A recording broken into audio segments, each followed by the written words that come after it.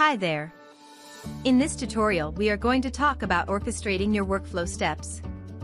In this demonstration, we will showcase the multiple steps, conditional, and iteration capabilities of Easyflow.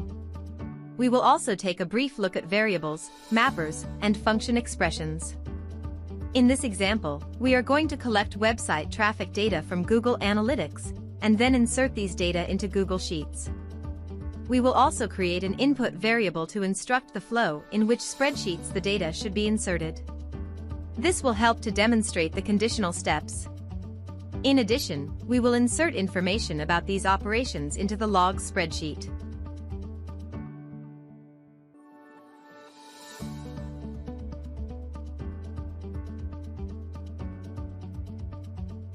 We will also use the for loop connector to insert iterative data into an additional spreadsheet to showcase its capabilities. Accordingly, we created 4 spreadsheets in Google Sheets: Sheet 1, Sheet 2, Logs, and Loop. The Logs spreadsheet has 3 columns to log the workflow operations. Let's connect to Google Analytics and read the traffic metrics.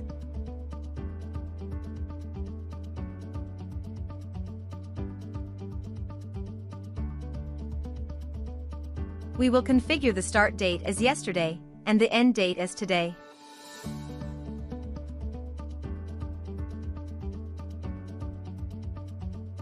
Also, don't forget to set Google Analytics as a starting point, so the workflow will start at this step. Now, we are going to link Google Analytics to 2 different Google Sheets connectors in order to insert traffic metrics records. Each connector will have a condition based on the sheet name input variable. To set up a condition, simply choose a link and determine the condition criteria using the function expressions.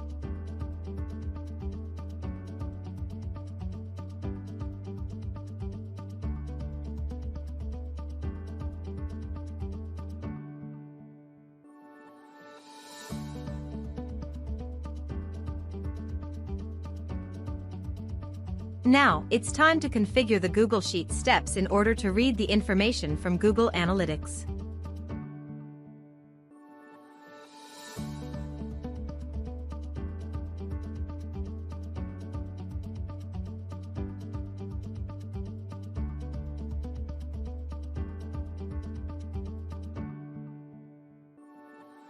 As shown, each connector's traffic data is clearly and graphically represented, making it easy to map traffic metrics to Google Sheet. Simply by clicking on the corresponding data key.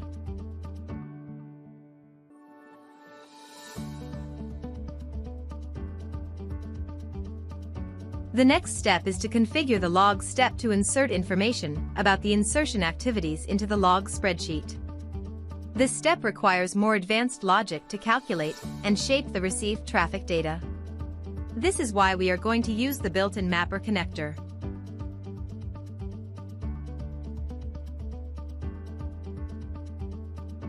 With the mapper connectors, we are going to prepare the request payload that will be sent to the Google Logs spreadsheet. This payload consists of 3 keys: sheet name, number of inserted records, and the date. As you can see, we picked up the sheet name from input variables. We calculate the number of traffic metrics by calculating the length of Google Sheet received records using the length array function expression.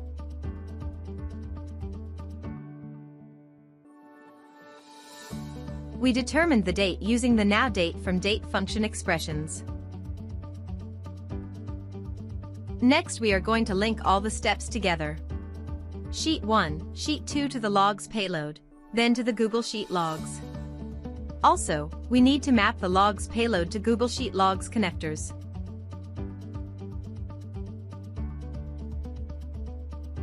It is time to test our workflow and see how it will perform. Let us run the workflow from the Run button. Set Sheet 1 as value for sheet name key and press Run. This is great news. The traffic data has been inserted into the spreadsheet as expected, and logs have been added to the spreadsheet logs. Let's move to the next step and quickly talk about the for loop connector.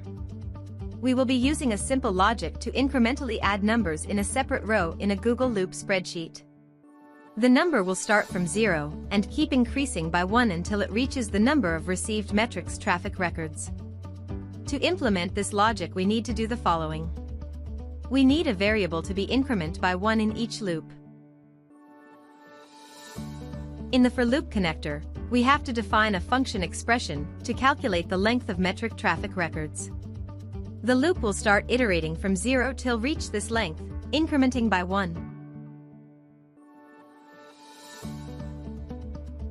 We need a mapper to prepare the payload for Google Sheet.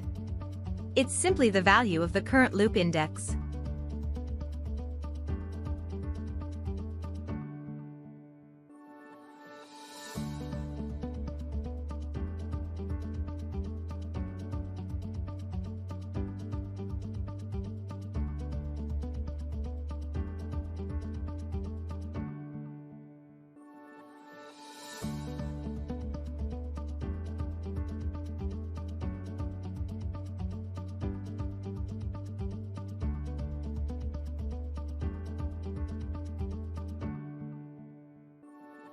Finally, don't forget to connect the last step of the loop logic back to the for loop itself.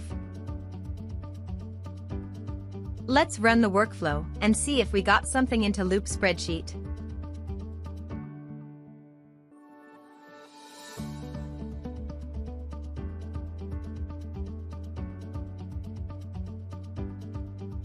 The data is kept updated in the spreadsheet as the workflow runs, which is very cool to look at.